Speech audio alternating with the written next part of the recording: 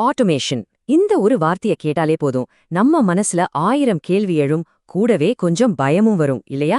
நம்மளோட வேலையெல்லாம் என்ன ஆகப் போதோ? சரி வாங்க, இந்த ஆய்வு இத பத்தி என்ன சொல்லுதுன்னு கொஞ்சம் ஆழமா பார்க்கலாம். இதுதான் இப்போதைய மில்லியன் டாலர் கேள்வி. டெக்னாலஜி நம்மளோட வேலையை எடுத்துக்குமா இல்ல நமக்கு புது வழிகளை காட்டுமா? வாங்க, இதுக்கான பதில தேடுற பயணத்தை இப்ப தொடங்குவோம். ஓகே, முதல்ல ஒரு முக்கியமான விஷயத்த தெளிவுபடுத்திக்கலாம். இந்த வேலை இழப்பு அப்படின்னா என்ன? சிம்பிளா சொல்லணும்னா, டெக்னாலஜி ஆட்டோமேஷன்லாம் வரதால மனுஷங்க செய்யற வேலைக்கான தேவை குறையுது இல்லையா? சில சமயம் அந்த வேலையே இல்லாம கூட போயிடுது.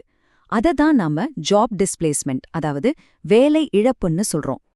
ஆனா ஒன்னு தெரிஞ்சுக்கோங்க, இது ஒன்னு புது கதை கிடையாது. யோசிச்சு பாருங்க, தொழில் புரட்சி காலத்திலிருந்து இன்னைக்கு டிஜிட்டல் யுகம் வரைக்கும் டெக்னாலஜி நம்ம வேலை செய்யற விதத்தை மாத்திக்கிட்டே தான் இருக்கு. டிராக்டர் வந்தப்போ விவசாயம் மாறலையா? கம்ப்யூட்டர் வந்தப்போ ஆஃபீஸ் வேலைகள் மாறலையா? இது அந்த மாதிரி ஒரு தொடர்கதை தான். சரி, அப்போ இப்போதைய இந்த ஆட்டோமேஷன் அல எந்தெந்த துறைகளை குறிவச்சு தாக்குது? வாங்க பார்க்கலாம். இந்த ஆய்வுல பாத்தீங்கன்னா 4 முக்கியமான துறைகளை லிஸ்ட் பண்றாங்க. முதல்ல மேனுஃபேக்சரிங். அங்க அசெம்பிளி லைன்ல இப்போ முழுக்க முழுக்க ரோபோக்கள் தான். அடுத்து டிரான்ஸ்போர்ட், அதாவது போக்குவரத்து. செல்ஃப் டிரைவிங் கார்கள், வேர்ஹவுஸ்ல இயங்குற ரோபோக்கள்னு நினைச்சுக்கோங்க. மூணாவதா ரீட்டெயில், நம்ம சூப்பர் மார்க்கெட்ல இருக்கிற ஆட்டோமேட்டிக் பில்லிங் கவுண்டர் மாதிரி. கடைசியா சர்வீஸ் செக்டர். பேங்க்ல நாம பேசுற சாட்பாட்ஸ், டேட்டா என்ட்ரி பண்ற சாஃப்ட்வேர்னு எல்லாமே இதுக்குள்ள அடங்கும். ஒரு வேலை போறதுங்கிறது அதோட முடியிற விஷயம் இல்ல, அது ஒரு தொடக்கம்தான். எப்படின்னா, ஒரு குளத்துல கல்ல போட்டா அலைகள் அப்படியே பரவி போகுமே, அந்த மாதிரி இதோட பாதிப்பு பொருளாதாரம், சமூகம்னு எல்லா இடத்துலயும் பரவும். இததான் ரிப்பிள் எஃபெக்ட்னு சொல்வாங்க. இந்த சிற்றலை விளைவுல ஒரு முக்கியமான விஷயம் என்னன்னா ஊதிய பிழவு, அதாவது சம்பளத்துல வர்ற பெரிய வித்தியாசம்.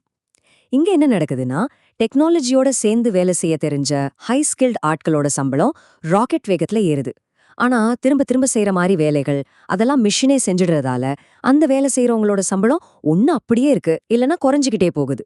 இந்த கேப் தான் பெருசாயிட்டே போகுது. இப்ப இந்த சார்ட்ட பாருங்க. இது நிலைமைய இன்னும் சிம்பிளா புரிய வைக்கும்.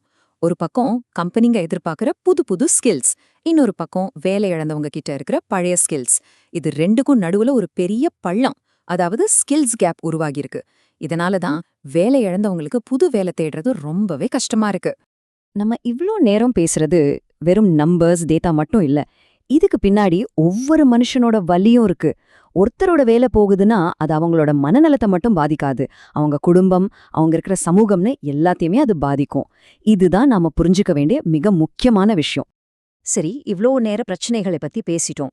பயமுறுத்துறதே என்னோட நோக்கம் இல்ல. இதுக்கு தீர்வுகள் இல்லையா? நிச்சயமா இருக்கு. வாங்க, எதிர்காலத்தை சமாளிக்க நமக்கு என்னென்ன கருவிகள் இருக்குன்னு பார்க்கலாம். இந்த ஆய்வு ஒரு 5 முக்கியமான வழிகளை சொல்லுது. 1. தொடர்ந்து படிச்சு புது புது விஷயங்களை கத்துக்கிட்டே இருக்கிறது. 2. எல்லாருக்கும் அடிப்படை வருமானம் மாதிரியான சமூக பாதுகாப்பு திட்டங்கள். 3. தொழிலாளர்களுக்கு சாதகமான சட்டங்கள். 4. அரசாங்கமும் பிரைவேட் கம்பெனிகளும் சேர்ந்து வேலை செய்யறது. 5. புதுசா தொழில் தொடங்குறவங்களுக்கு சப்போர்ட் பண்றது. இதுல ஒரு இன்ட்ரெஸ்டிங்கான விஷயம் என்னன்னா, இதெல்லாம் வெறும் பேப்பர்ல இருக்கிற ஐடியாக்கள் இல்ல. உலகத்துல பல நாடுகள் இதையெல்லாம் செஞ்சு பார்த்துட்டு இருக்காங்க. உதாரணத்துக்கு ஜெர்மனில அப்ரெண்டிஸ்ஷிப் மூலமா ஸ்கில்ஸை வளர்க்குறாங்க. ஃபின்லாண்ட்ல யூனிவர்சல் பேசிக் இன்கம் கொடுத்து டெஸ்ட் பண்ணாங்க. சிங்கப்பூர்ல ஸ்கில்ஸ் ஃபியூச்சர்னு ஒரு திட்டத்தின் மூலமா எல்லாரையும் படிக்க வைக்கிறாங்க. சோ ஒவ்வொருத்தரும் ஒவ்வொரு வழியில முயற்சி பண்றாங்க. சரி, இப்போ நாம கடைசி கட்டத்துக்கு வந்திருக்கோம். நல்ல ஞாபகம் வச்சுக்கோங்க, வேலையோட எதிர்காலம்ங்கிறது ஏதோ தானா நடக்க போற விஷயம் இல்ல, அது நாம எடுக்க போற முடிவுகள்ல தான் இருக்கு. சோ ஆட்டோமேஷனை ஒரு பூதமா மட்டும் பார்க்க தேவையில்ல. ஆமா, அது ஒரு பெரிய சவால் தான். ஆனா அதே சமயம் அது புது புது வாய்ப்புகளையும் உருவாக்குது. நம்ம உலகத்தை இன்னும் திறமையா, இன்னும் புதுமையா மாத்துறதுக்கான ஒரு கருவியாவும் இது இருக்கு. சுருக்கமா சொல்லணும்னா, டெக்னாலஜி ஒரு ஸ்டேஜ் போட்டு தருது. ஆனா அந்த ஸ்டேஜ்ல என்ன நாடகம் நடக்கணுங்கிற ஸ்கிரிப்ட் எழுதுறது நாம தான். அப்ப சொல்லுங்க, நாம எல்லாரும் சேர்ந்து எந்த மாதிரி ஒரு எதிர்காலத்தை உருவாக்க போறோம்? யோசிங்க.